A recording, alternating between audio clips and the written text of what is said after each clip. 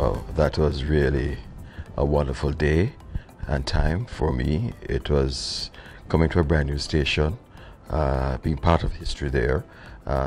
Everybody was raring to go because of going on a radio station for the first time. Some were going on it for the first time.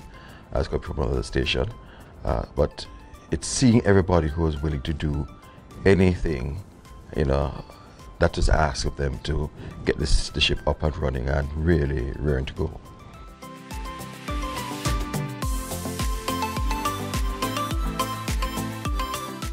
Well, people have more settled in than doing different things.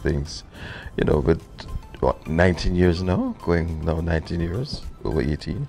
A lot of what has passed under the bridge. So you find people have different agendas. Some have got more experience and have gone into other things, but at the same time, they've also gelled and matured with the times, with the music.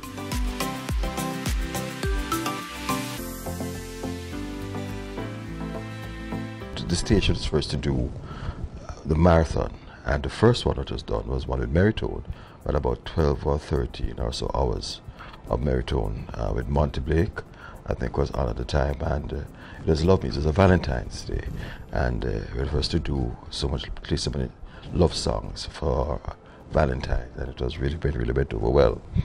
That followed a few years later, back in about 2004, 2005, where planned and we executed a 16-hour marathon of Studio One music.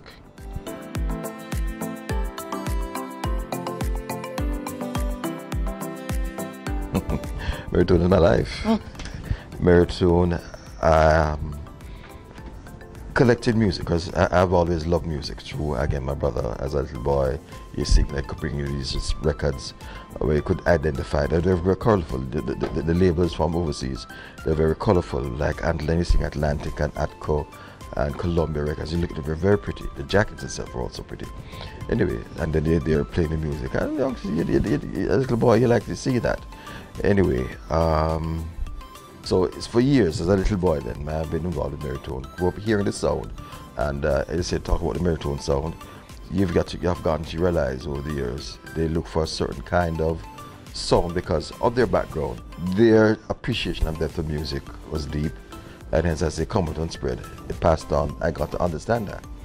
So Merritone for me was through my brother, was laying the foundation for the appreciation of music in its widest form.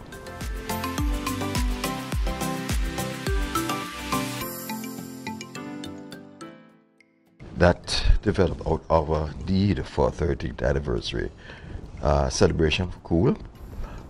We were thinking, we had meetings, thinking of what to do, and nothing was materializing.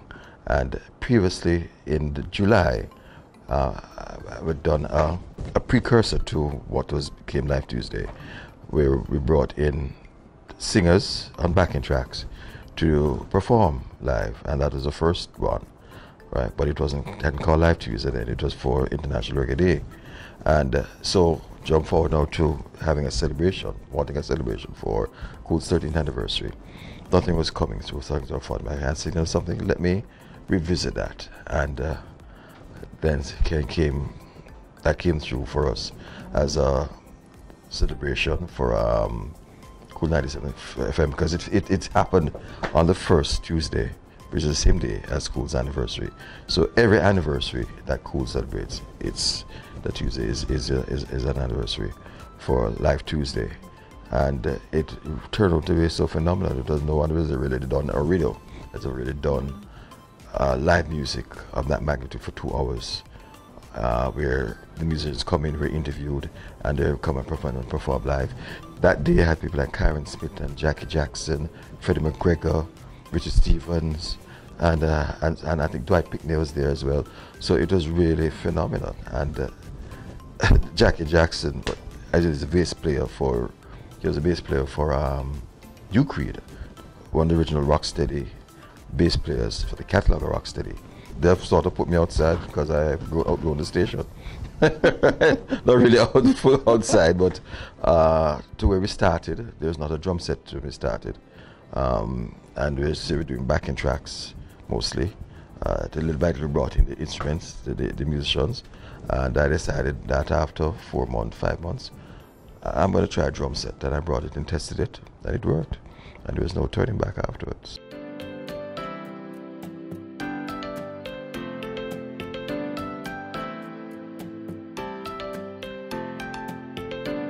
No, the magic, I think, and I think that which should be the foundation and the basis for any marriage, is the understanding of you. I need to know you. I need to appreciate your likes and your dislikes. And people say they always want to change, but if they don't change a person, the person should change because of respect for you. And if I can't respect you, then how am I going to help you? How are you going to feel? You must feel respected, you must feel loved, you must feel cherished. And at the same time, you must not be wanting to feel that you're going to be bossed around. You do things out of love for each other. And there is a give and take situation. You know, personalities and characters of persons differ. And some might be so, it might be hard to deal with and stuff. So it all boils down to your character, your personality, and how you're able to deal with certain things. But for the basis, in terms of a man-and-woman relationship, I think those are the hallmarks of as you mentioned earlier about being respectful and, you know, and knowing you as like a thermometer, what makes you tick, what makes you boil, what makes you cool, whatever.